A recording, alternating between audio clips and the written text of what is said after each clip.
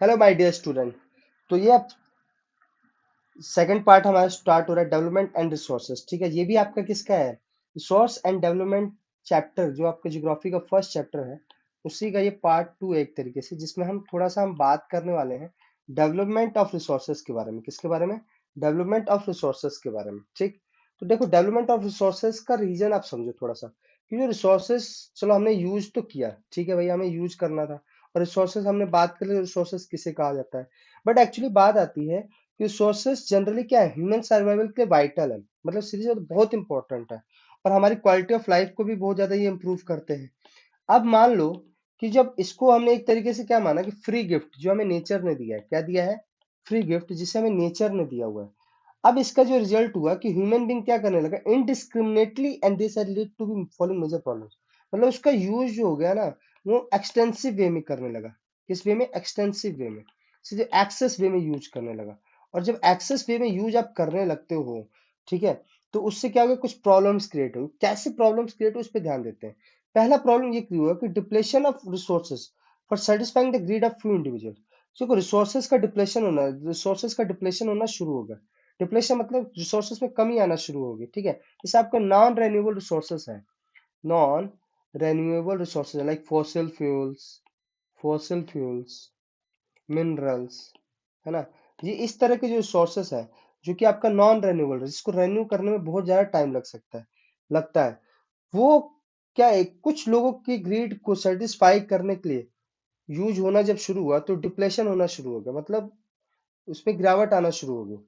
पहला तो ये केस हो गया कि ये नुकसान हुआ कि भाई जो रिसोर्स जितना था, उसका यूजेज इतनी ज्यादा बढ़ गया कि उसकी जो अवेलेबिलिटी है, वो कम होना शुरू हो गई। ठीक है, दूसरा ये हुआ कि accumulation of resources in few hands.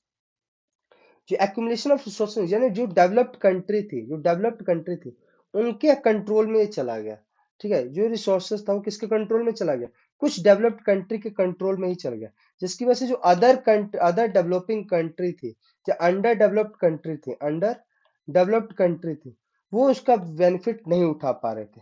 ठीक है, और इस तरह से दो पार्ट में डिवाइड होगी सोसाइटी। एक तो जिसके पास है और जिसके पास नहीं, हैव्स एंड हैव्स नॉट। दूसरा या रिच या पुअर के केस में आ गया।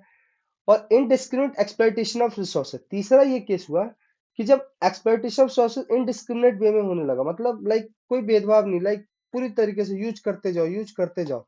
इसने क्या किया, ग्लोबल इकोलॉजिकल क्राइसिस शुरू कर दी, जैसे ग्लोबल वार्मिंग शुरू हो गया, ओजोन लेयर डिप्लेशन शुरू हो गया, एनवायरमेंटल पॉल्यूशन क्रिएट हो गया, एंड लैंड डिग्रेडेशन शुरू हो गया। ये ऐसे कुछ इकोलॉजिकल क्राइसिस थे जो क्रिएट हो गए क्योंकि एक्सप्लॉइटेशन ऑफ रिसोर्सेज बहुत ज्यादा बढ़ चुका था। ठीक है, तो इन अभी तीन तरह की हमने चीजें जानी कि मेजर प्रॉब्लम्स क्या क्या हो जब इसको हम इनडिस्क्रिमिनेटली यूज करने लगते हैं। तो डिप्लेशन ऑफ रिसोर्सेज होता है, एक्युमुलेशन ऑफ रिसोर्सेज इन्फ्लुएंस हो जाता है, तीसरा कि ग्लोबल इकोलॉजिकल क्राइसिस क्रिएट हो जाता है। तो भाई अब इससे बचने के लिए क्या तरीका अपनाया जाए? तो एक ना बड़ा सिंपल सा भी सस्टेनेबल डेवलपमेंट या सस्टेनेबल यूजेस की बात करी जाती है, सस्टेनेबल डेवलपमेंट की बात करी जाती है। थोड़ा इस पे हम डिस्कस करेंगे, लेकिन इससे पहले आते हैं कि equitable distribution of resources has become essential for sustained quality of life and global piece. अगर एक सस्टेन्ड लाइफ चाहते हैं, सस्टेन्ड क्वालिटी ऑफ लाइफ चाहते हैं, सभी को मिलनी चाहिए, जो अगर हम ये सोचते हैं ह्यूमैनिटी के बेसिस पर, किसके बेसिस पर? ह्यूमैनिटी के बेसिस पर। तो और ग्लोबल पीस हम चाहते हैं, ग्लोबल पीस चाहते हैं कि पूरे विश्व में शांति बने रहे। तो उसके लिए हमें क्या करना पड़ेगा? इक्विटेबल डिस्ट्रीब्यूशन करना पड़ेगा। क्या करना पड़ेगा? Equitable distribution. और if the present trend of resources depletion of few individual, और अगर अभी का प्रेजेंट ट्रेंड बना रहा depletion of few individuals and countries continue, the future of our planet is in danger. तो हमारा जो फ्यूचर है प्लैनेट का, वो क्या हो जाएगा? डेंजर में हो जाएगा। तो उससे बचने के लिए क्या करना पड़ेगा भैया? उससे पहले रिसोर्स प्लानिंग करनी पड़ेगी। क्या करनी पड़ेगी? रिसोर्स प्लानिंग करनी पड़ेगी। और रिसोर्स प्लानिंग क्यों जरूरी है? Sustainable existence of all forms of life. धरती पे जितने भी लाइफ्स हैं, उनके सस्टेनेबल एग्जिस्टेंस रहने के लिए जरूरी है रिसोर्स प्लानिंग। तो सस्टेनेबल एग्जिस्टेंस क्या है? कंपोनेंट है किसका? सस्टेनेबल डेवलपमेंट का। किसका? सस्टेनेबल डेवलपमेंट का। तो अब बात करते हैं सस्टेनेबल डेवलपमेंट किसे कहते हैं। सस्टेनेबल इकोनॉमिक डेवलपमेंट का मतलब होता है कि मान लो जो डेवलपमेंट है ना, वो ऐसा होना चाहिए कि कि इन्वायरमेंट को डैमेज नहीं होना चाहिए। सीधी सी बात है कि डेवलपमेंट इस तरीके से करो कि इन्वायरमेंट को डैमेज ना हो, इन्वायरमेंट हमारा क्या हो, प्रोटेक्ट हो, ठीक है। एंड डेवलपमेंट इस तरीके से ही होना चाहिए कि development in the present should not compromise with the needs of the future generation. मतलब भाई फ्यूचर जनरेशन के लिए जो भी चीजें है ना, रिसोर्सेज, वो एक तरीके से अवेलेबिलिटी हो मटेरियल मिनरल्स की, ऐसा ना हो कि हम उसका एक्सेस यूज करके उनके लिए अभी डेफिशिएट कर दे, ठीक है, डेफिशिएट कर दे, और फिर हम क्या होगा, वो फ्यूचर जनरेशन हमें ही अब्यूज करे, है ना। सीधी सी बात है कि development should take place without damaging the environment, and development in the present should not compromise with the needs of the future generation. Future generation के साथ कोई कॉम्प्रोमाइज नहीं होना चाहिए, ये होना चाहिए, इस तरीके से डेवलपमेंट हो प्रेजेंट में। समझ में आ रही है बात। इसको हम क्या कहते हैं, सस्टेनेबल डेवलपमेंट कहते हैं। अब इसी चीज को लेकर डिस्कशन हुआ था, कब हुआ था, रियो डी जेनेरियो अर्थ समिट 1992 में हुआ था। क्या डिस्कशन हुआ था, इन 1992 में more than 100 states, 100 head of the states, बहुत मतलब more than 100 of the countries के हेड मिले कहाँ पे, रियो डी जेनेरियो ब्राजील में, ठीक है। फर्स्ट इंटरनेशनल अर्थ समिट हुआ था। क्या हुआ था, फर्स्ट इंटरनेशनल अर्थ समिट हुआ था। इस समिट में ये बात करी गई, एड्रेसिंग किया गया urgent problem environmental protection and socio economic development की बात करी गई। कहाँ पर, एट अ ग्लोबल लेवल पर, किसकी, environmental protection and socio economic development at the global level के। तो जो असेंबल लीडर्स थे ना, उन्होंने साइन किया declaration on global climate change and biological diversity, इस पर उन्होंने साइन किया। और रियो कन्वेंशन ने इंडोर्स किया किसको, ग्लोबल फॉरेस्ट प्रिंसिपल को, और अडॉप्ट किया एजेंडा 21। क्या किया, अडॉप्ट एजेंडा 21।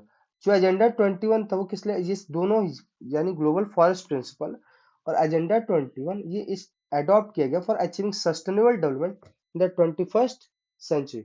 21st सेंचुरी में सस्टेनेबल डेवलपमेंट के लिए ये दो इंडोर्स किया गया रियो कन्वेंशन के थ्रू। अब बात करते हैं एजेंडा 21 था क्या वैसे। देखो, ये ना एक तरीके से डिक्लेयर, मैं एक सिंपल भाषा बता दूं कि एजेंडा 21 हर कंट्री को बनाना था, जिसमें कि आपका इन्वायरमेंटल प्रोटेक्शन हो, ठीक है, पॉवर्टी से आप लड़ पाओ, जो ठीक है, ग्लोबल कोऑपरेशन हो, तो mutual needs and share responsibility हो। यानी ये सीधी सी बात है, इन्वायरमेंटल डैमेज से हम कॉम्बैट कर पाए, पॉवर्टी से कॉम्बैट कर पाए, disease through global cooperation, common interest, mutual needs and shared responsibility. ये सारे इस बेसिस पर आपको एजेंडा बनाने थे। क्या बनाने थे, एजेंडा। कितने एजेंडा बनाए थे, 21 एजेंडा बनाने थे, और उस पर फिर काम करना था, उस पर क्या करना था, काम करना था। बेसिकली एजेंडा 21 यही था। तो ये डिक्लेरेशन साइन हुआ कब, 1992 में, United Nation conference environment and development, UNCD के अंदर, United Nation conference on environment and development, ठीक है, जो कि ब्राजील में हुआ, जो हमने बात करी अभी। ये एक्चुअली इसका एम क्या था, अचीव करना ग्लोबल सस्टेनेबल डेवलपमेंट को, ठीक है। इसके अंदर हम किसके बारे में बात करेंगे, कॉम्बैट करेंगे इन्वायरमेंटल डैमेज को, पॉवर्टी को, disease through global cooperation and common interest, mutual needs and shared responsibility की। मेन ऑब्जेक्टिव ये कहते हैं कि हर लोकल गवर्नमेंट वो ड्रॉ करेगी इट्स ऑन लोकल एजेंडा 21, और उस पर फिर वो काम करेगी, जिसके अंदर ये सारे की फैक्टर्स होने चाहिए, ठीक है। तो ये केसेस था एजेंडा 21 का। आई होप आपको ये चीज समझ में आई होगी। एंड रिसोर्स प्लानिंग हमने अच्छे से पढ़ा, ठीक है, उसको और अच्छे से एक्सप्लेन भी किया है मैंने, तो आई होप आपको समझ में आया होगा। And thanks to all.